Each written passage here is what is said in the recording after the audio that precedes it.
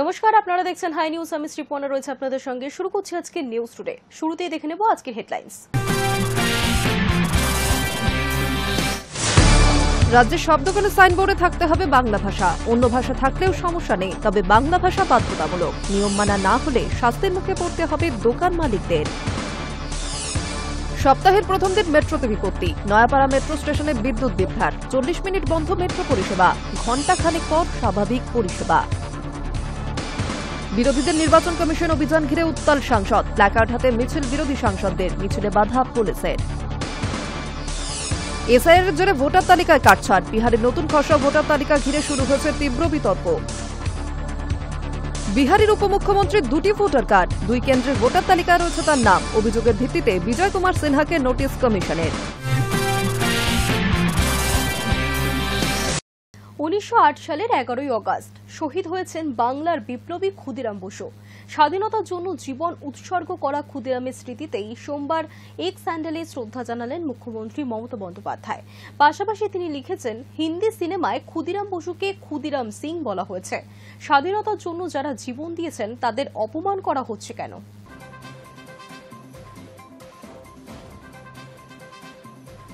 1908 সালের 11ই আগস্ট এই দিনেই শহীদ হন বাংলার অদম্য বিপ্লবী ক্ষুদিরাম বসু। মাত্র 18 বছর বয়সে হাসি মুখে ফাঁসি কাটে মৃত্যুকে বরণ করে নেওয়া এই বীরের প্রয়াণ দিবস আজও বাঙালির হৃদয়ে এক গর্ব আর বেদনার দিন। স্বাধীনতার জন্য জীবন উৎসর্গ করা ক্ষুদিরামের স্মৃতিতে সোমবার শ্রদ্ধা জানালেন মুখ্যমন্ত্রী মমতা বন্দ্যোপাধ্যায়। তবে সেই পোস্টেই মুখ্যমন্ত্রীর অভিযোগ, হিন্দি সিনেমায় ক্ষুদিরাম বসুকে ক্ষুদিরাম সিং বলা হয়েছে। ছবির নাম না উল্লেখ থাকলেও বুঝতে বাকি রইল না মমতা বন্দ্যোপাধ্যায় অভিনেতা অক্ষয় কুমারের সাম্প্রতিক সিনেমা কেশরী 2 এর প্রসঙ্গে কথা বলছেন। এক্স হ্যান্ডেলে মমতা বন্দ্যোপাধ্যায় লিখেছেন, একবার বিদায় দে মা, ঘুরে আসি, হাসি হাসি পূর্ব ফাঁসি দেখবে ভারতবাসী। এর সঙ্গে ক্ষুদিরামকে সশ্রদ্ধ প্রণাম জানান তিনি। তবে শ্রদ্ধা জানানোর পাশাপাশি মুখ্যমন্ত্রী ক্ষোভও প্রকাশ করেছেন। তিনি লিখেছেন, সম্প্রতি একটি হিন্দি ছবিতে বিপ্লবী ক্ষুদিরামকে সিং বলা হয়েছে।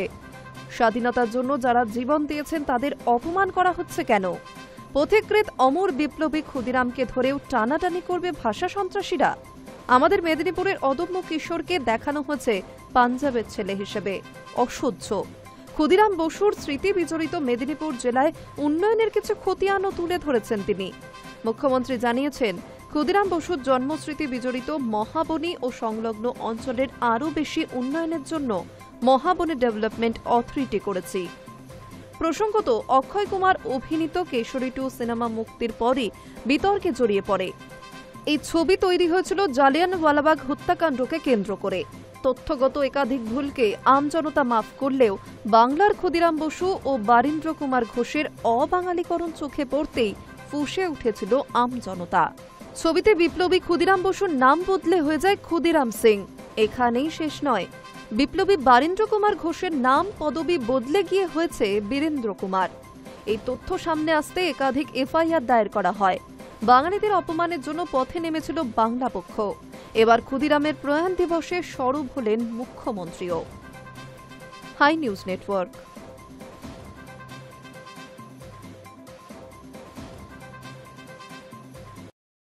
বাংলা ভাষা নিয়ে রাজনৈতিক মহলে তৃণমূল বনাম বিজেপির দ্বন্দ্ব যখন চরমে, সেই সময় কলকাতা পৌরসভার তরফের নির্দেশ, রাজ্যের সমস্ত দোকানে সাইনবোর্ডে যেন বাংলা ভাষা থাকে। নিয়ম মানা না হলে শাস্তির মুখে পড়তে হবে দোকান মালিকদের। বাংলা ভাষা নিয়ে রাজনৈতিক অঙ্গনে তৃণমূল বনাম বিজেপির দ্বন্দ্ব যখন চরমে, সেই সময় কলকাতা পৌরসভা শহরের সর্বত্র বাংলা ভাষার ব্যবহার নিশ্চিত করতে কড়া পদক্ষেপ নিয়েছে। মেয়র ফিরহাদ হাকিম জানিয়েছেন, এখন থেকেই কলকাতা শহরের সব দোকান ও ব্যবসায়িক প্রতিষ্ঠানের সাইনবোর্ডে বাংলা ভাষার নাম বাধ্যতামূলক হবে। দোকান মালিকেরা চাইলে বাংলা ছাড়া অন্য যে কোনো ভাষায় নাম লিখতে পারবেন, তবে শর্ত একটাই, বাংলা অবশ্যই থাকতে হবে। পৌরসভা সূত্রে জানা গিয়েছে, নিয়ম না মানলে প্রথমে নোটিশ পাঠানো হবে, আর সংশোধন না করলে জরিমানার মতো শাস্তির মুখে পড়তে হবে দোকান মালিকদের। আমরা এর আগে নোটিফিকেশন করার সত্ত্বেও অনেকে আছেন যারা সাইনবোর্ডে বাংলা লেখেন। অনেক বড় হোটেল আমরা রিকোয়েস্ট করার পরে একটা ছোট্ট করে নিচে বাংলায় তাজ বেঙ্গল লিখেছি। ওটাকে আমি রিকোয়েস্ট করবো যে আরো বড় করতে। বাংলায় আসবে, আমি নিশ্চয়ই ইংলিশে পড়বো বা আমি হিন্দিতে পড়বো, কিন্তু বাংলাটা আমার কাছে থাকতেই হবে।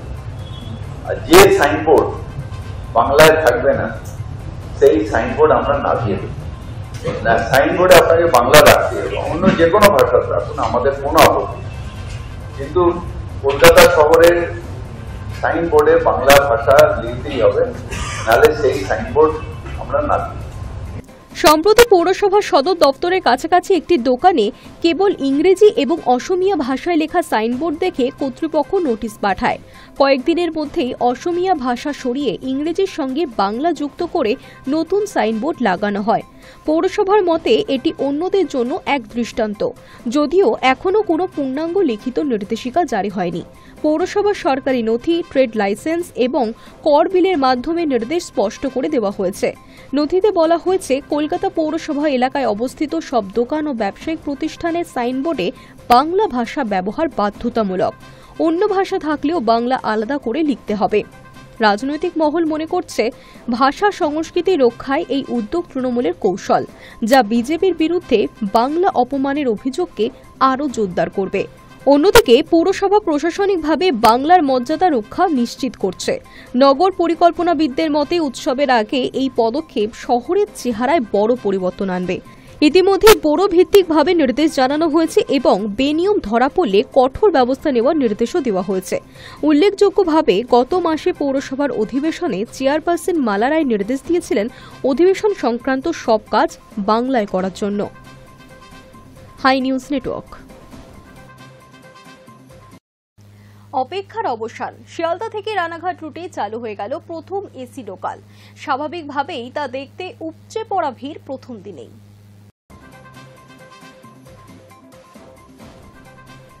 সকাল ঠিক 8:29 ছাড়ল শিয়ালদা শাখার প্রথম এসি লোকাল।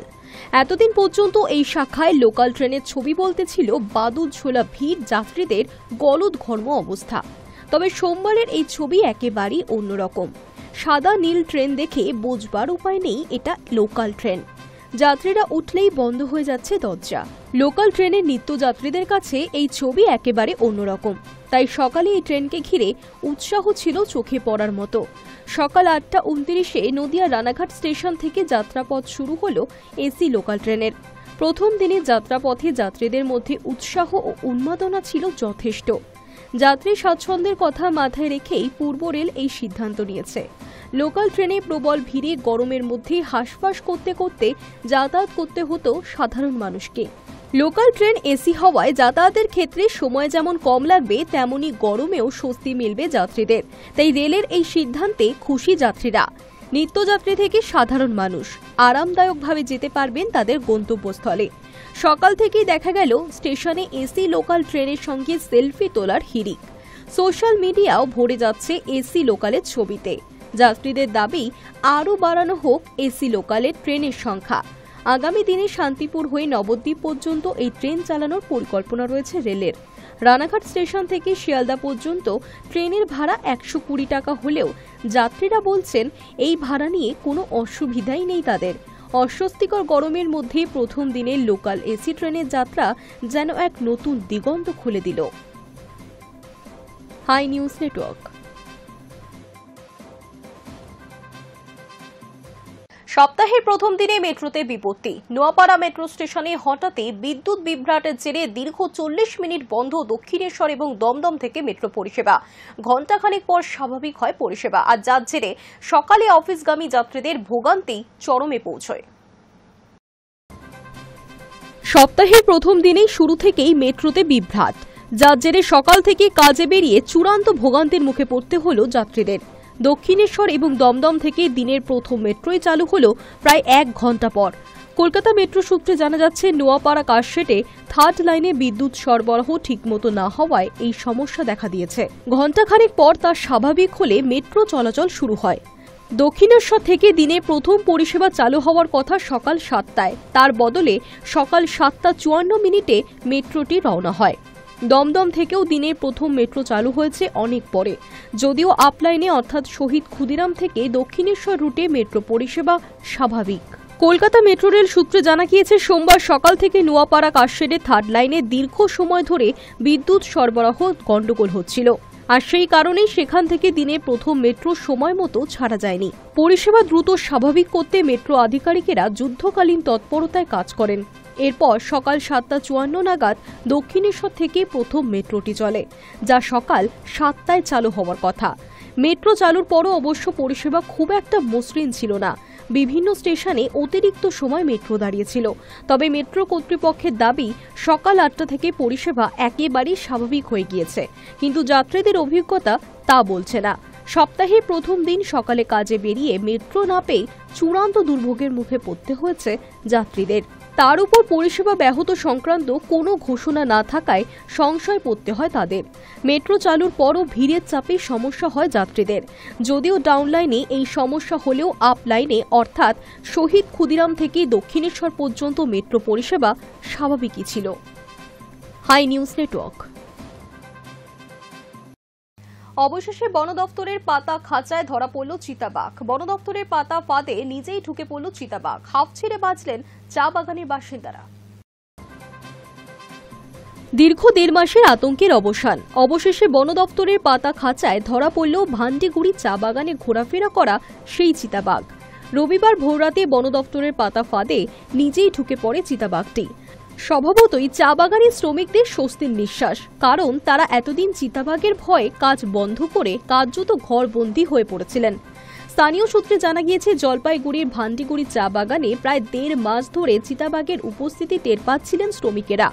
কখনো চা গাছে ছেঁড়া ডাল, কখনো ছাগল বা কুকুরের নিথর দেহ দেখে আতঙ্ক ছড়ায় বাগান জুড়ে। বেশ কয়েকবার চা বাগানের ভিতরে তাকে দেখা যাওয়ায় বন দপ্তরে খবর দেওয়া হয়। বন দপ্তরের একটি বিশেষ দল গত সপ্তাহ থেকেই তৎপর হয়ে ওঠে। একাধিক নজরদারি ক্যামেরা বসানো হয় বাগানের বিভিন্ন প্রান্তে। শেষ পর্যন্ত রবিবার পাতা খাঁচায় মাংসের টোপ রাখার পর রবিবারই সেই খাঁচার দরজা আপনা থেকেই বন্ধ হয়ে যায়। ভিতরে তখন চিতাবাঘটি। বন দপ্তরের এক আধিকারিক জানান, চিতাবাঘটিকে আপাতত গরুমারা বনাঞ্চলে নিয়ে যাওয়া হয়েছে। শারীরিক পরীক্ষার পর সিদ্ধান্ত নেওয়া হবে তাকে কোথায় ছাড়া হবে। এদিকে চা শ্রমিকদের মুখে এখন খুশির ছাপ। শ্রমিক নেত্রী মালতী ওরাও বলেন, প্রতিদিনই ভয় ভয় কাজে যেতে হচ্ছিল, এখন অন্তত নিশ্চিন্তে কাজে যাওয়া যাবে। তবে বন দপ্তরের এক আধিকারিক জানাচ্ছেন, পাহাড়ি বনাঞ্চলের কাছাকাছি যেসব চা বাগান, সেখানে এ ধরনের ঘটনা নতুন নয়, তাই শ্রমিকদের সচেতন থাকতে বলা হয়েছে। Hi News network.